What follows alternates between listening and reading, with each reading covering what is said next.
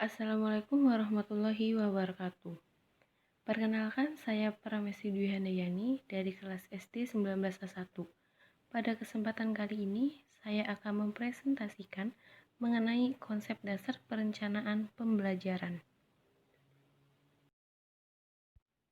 Dalam materi ini, kita akan mempelajari pengertian perencanaan pembelajaran, tujuan perencanaan pembelajaran, fungsi perencanaan pembelajaran, unsur-unsur dalam penyusunan perencanaan pembelajaran, dan prinsip-prinsip perencanaan pembelajaran.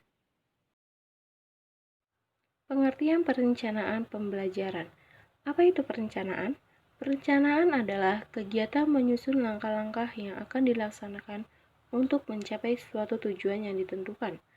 Pengertian perencanaan menurut beberapa ahli.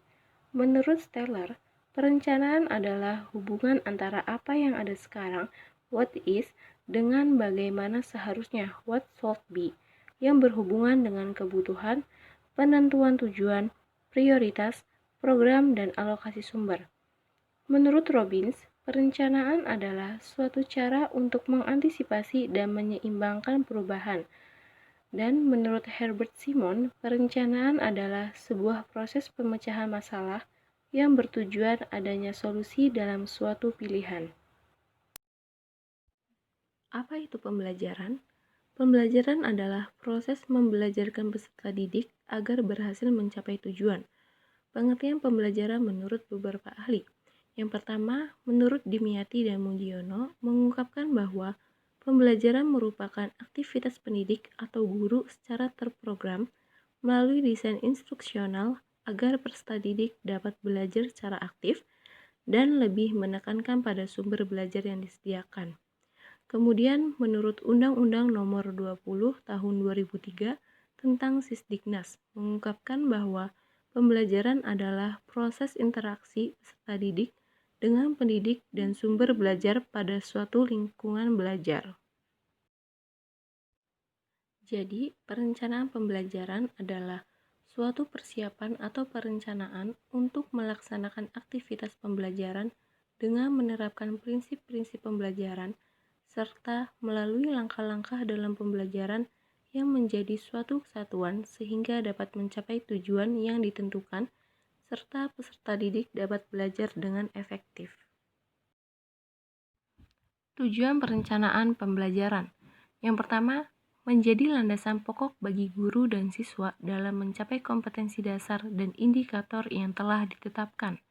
Yang kedua, memberikan gambaran mengenai acuan kerja jangka pendek proses pembelajaran yang akan dilaksanakan. Dan ketiga, memberikan pengaruh terhadap pengembangan individu siswa karena disusun dengan menggunakan pendekatan sistem. Fungsi perencanaan pembelajaran. Yang pertama, memberi guru pemahaman yang lebih jelas tentang tujuan pendidikan sekolah dan hubungannya dengan pembelajaran yang dilakukan siswa untuk mencapai suatu tujuan.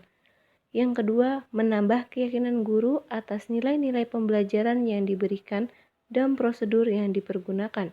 Yang ketiga, membantu guru dalam rangka mengenal kebutuhan-kebutuhan siswa, minat-minat siswa, dan mendorong motivasi belajar siswa. Dan yang keempat, sebagai pedoman atau acuan dalam melaksanakan kegiatan belajar mengajar. Unsur-unsur dalam penyusunan perencana pembelajaran. Yang pertama, berdasarkan kompetensi dan kemampuan dasar yang harus dikuasai siswa, serta materi dan submateri pembelajaran, pengalaman belajar yang telah dikembangkan di dalam silabus. Yang kedua, digunakan berbagai pendekatan yang sesuai dengan materi yang memberikan kecakapan hidup, life skills, sesuai dengan permasalahan dan lingkungan sehari-hari. Yang ketiga, digunakan metode media yang sesuai, yang mendekatkan siswa dengan pengalaman langsung.